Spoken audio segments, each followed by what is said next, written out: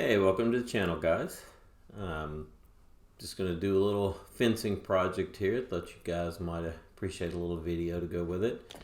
So we got about 400 foot of fencing we're doing. We went to Tractor Supply and picked up 70 T-posts, came with the clips, and 2 spools of barbed wire. They're about 1,300 foot. Goal is to get all this on the trailer and get it pulled out on the side by side and pull it out there. It's a lot easier than moving it manually. So see here the first T post or first H post we did. I did not film this part of it. The original H post was there. I just added the one post there, and I used part of an old 4x4 post we had to create the cross member there. And then we're just tying it off with ratchets and wire. So I will go ahead and show you what we're doing here on the middle H post. I actually did one on each end and then one in the middle. You know, obviously I could have done a few more. I'm just trying to limit the additional cost here. We bought these posts back day one from a guy here locally. They were $5 a piece. They used to be on the side of the road in the county. The county's getting all the wood ones pulled up and putting in aluminum posts. I guess they're easier on the vehicles when someone hits them. So anyway, we bought those for $5 a piece. I need a lot more of them, but he hasn't got any more right now. So same thing here. We're using some old 4x4 posts as the cross members. So going through measuring once, measure twice, and still I'll have to recut again. There is no measure twice, cut once. It's measure 2 or 3 times and cut a few times to get it where I need it to be. But anyway, and like I was saying earlier, the spools of barbed wire are a little over 13. I think they're 1,320 foot per spool, and we're running about 410 feet per run. So we should get 3 runs out of a spool. So we'll be able to do 6 total runs with the barbed wire. So anyway, we're going to cut the post here.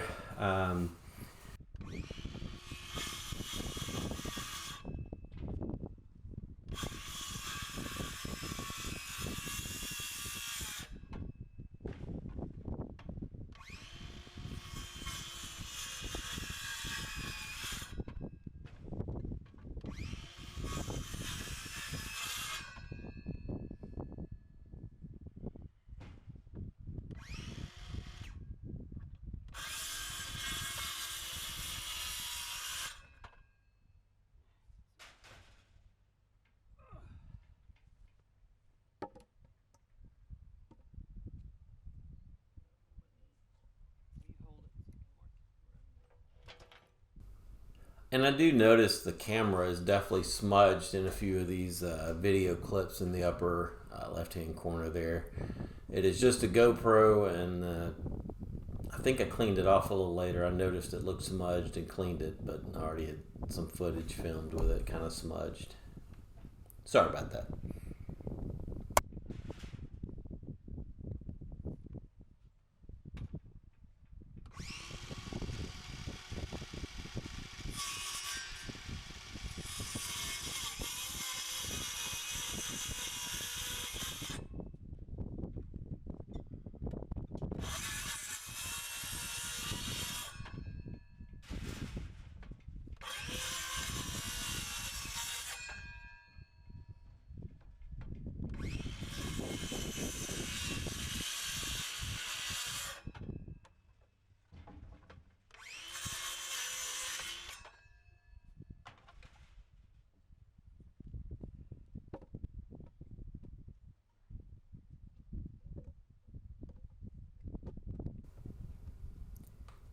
And, you know, this is always easier with 2 people.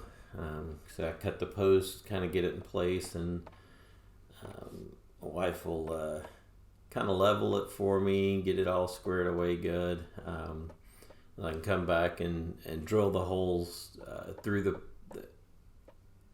post into the cross member there, and then pound in the little I'm not even sure what you call them, the little metal pieces that go in there to hold it, and then it'll hold the wire in place. It's definitely a little easier. Looks like it can be done with one person, but it's a lot more work.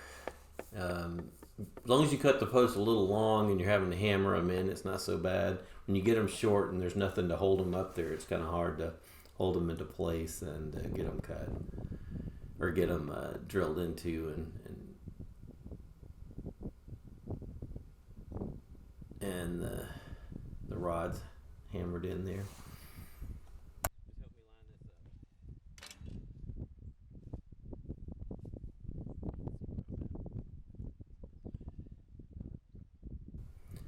I think I got all the rods at Tractor Supply when I was getting the other.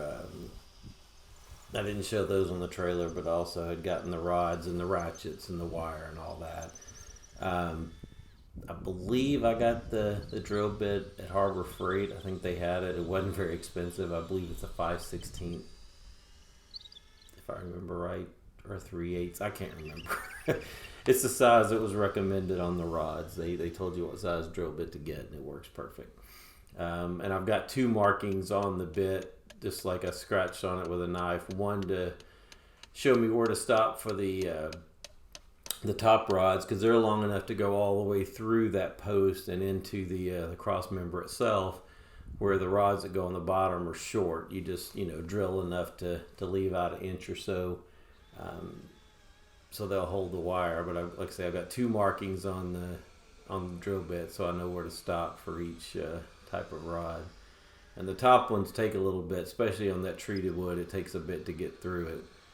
I have to plunge it in a little bit and take it out to clear off the shavings. Do that a couple times usually to get it to go through, but it does get there.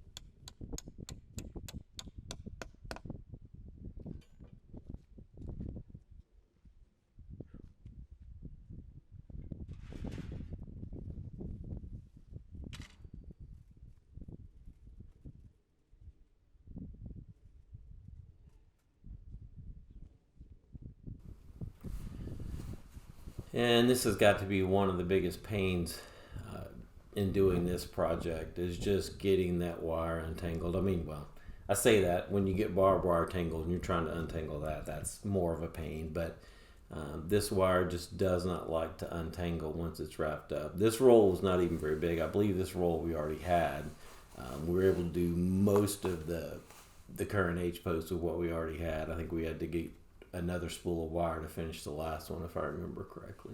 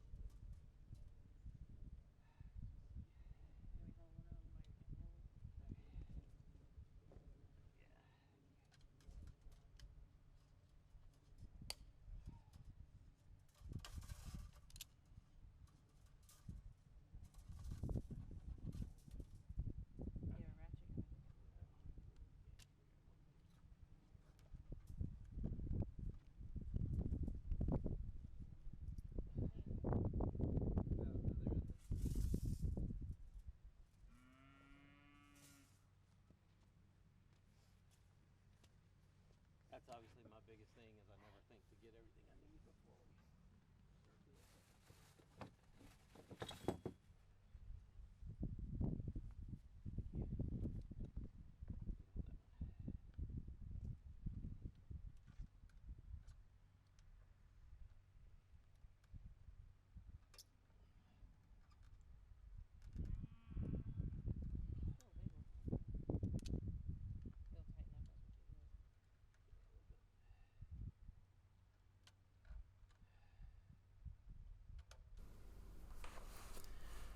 Here I'm getting the ratchet tied onto one side, and then I'll run the other wire through it and begin tightening it. This is a great little system. The little ratchet bar to tighten it there, it wasn't very expensive, and the ratchets I believe are $3 something a piece. I mean, they're not very expensive. I just get the light duty ones. I don't do the heavy duty ones, so I forget how much they are, but I think I've only ever broken one of the light duty ones, and I really got off kilter there and kind of got it sideways, and it popped out the little pulley out of there, and I could probably go back and repair it, but I just haven't messed with it. But all in all, that little white rod right there just does it. It actually works with these type of ratchets, and I noticed these are the ones I got from Tractor Supply. The ones I've gotten before from Atwoods, it doesn't fit exactly on there, but it's got little square pieces that come out of the side of it, and if you turn the ratchet around, it's got a square hole there that fits it perfectly too, so it'll work with either type of ratchet. I definitely like these a little better. My problem with doing it with the ones from Atwoods, you can, since you're putting your ratchet on the square piece on either side, you're kind of off kilter a little bit. Where this ratchet, doing it like this, you're actually turning both sides of the ratchet at the same time. I'm not sure that makes any sense, but that was kind of my thinking. I've used them both, and I definitely prefer the ones from Tractor Supply.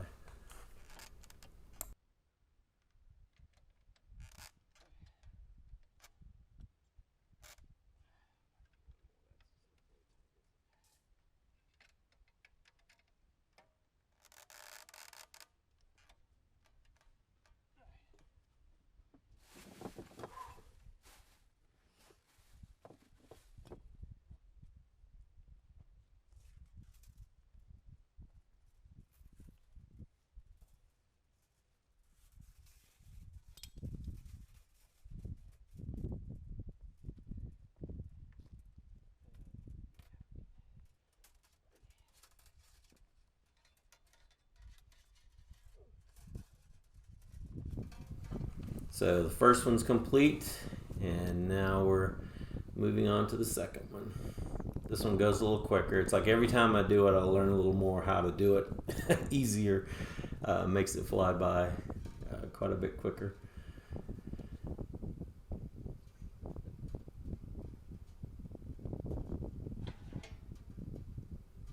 And every time I do this, then every time I go to Tractor Supply, I see more fencing tools that I need to purchase, but I'm doing it with what little bit I have right now. I'm doing a lot of this with the Irwin Vise grips. They've got a little wire cutter on the end of it there, and you just kind of clamp that on it and just bend the wire, and it just snaps right off, as you can see there. I'm going to put a link in the description for my Amazon associate link for those Irwin Vise grips. Those things are just incredible. I bought multiple sets of them last year on clearance.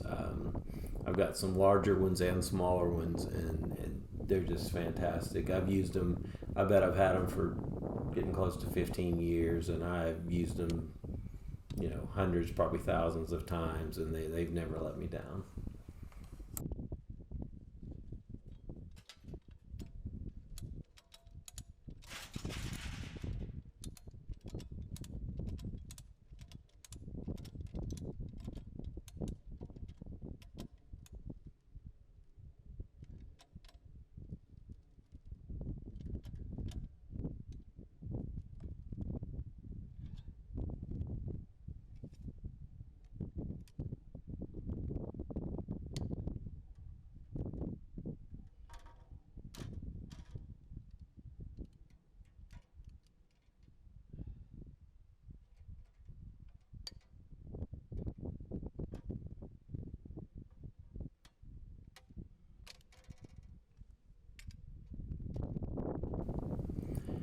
Alright, and that one is done. Now we're going to move on to the last one. Bringing in the post there.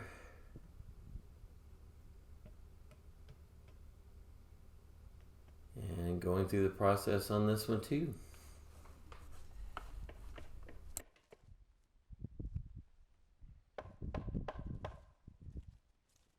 Alright, that's all the... Gotta open the new package of... Oh, you got the thing? Okay. Goodness, I hit the camera there. Good. Oh well. Anyway, you don't get quite the view you had before. Now you get a view off into some of that's our property, some of it's not. But anyway, you get to look at that until I notice it later on, right before I turn the camera off.